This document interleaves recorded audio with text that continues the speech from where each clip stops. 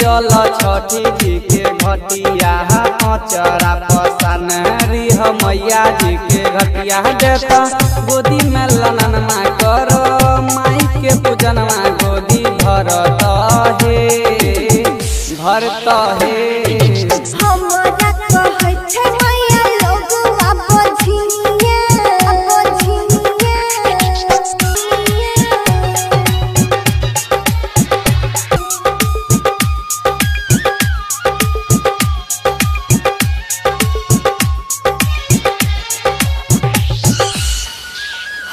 तोहर खुशी तोरा मिलता है भौजी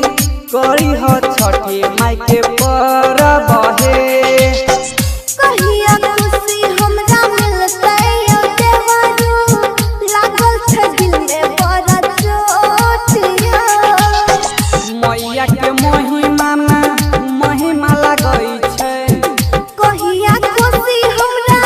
मिलता है देवरू कर न छठी माई के परब हे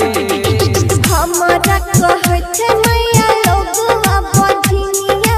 हमरा कहै छै मैया लोगवा बधिनिया देता गोदी में ललनवा पारा हमर धियनवा कैसे जीवो हे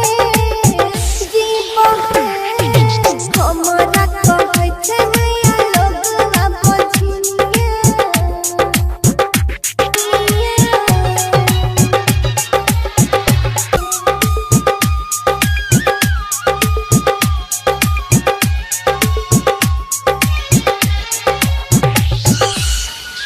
राइटर अनिल बिया अनसो कहै छै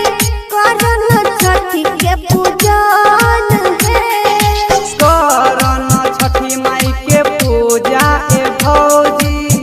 देता गोदी में ललन हे गौतम बाबाली देवन दौड़ल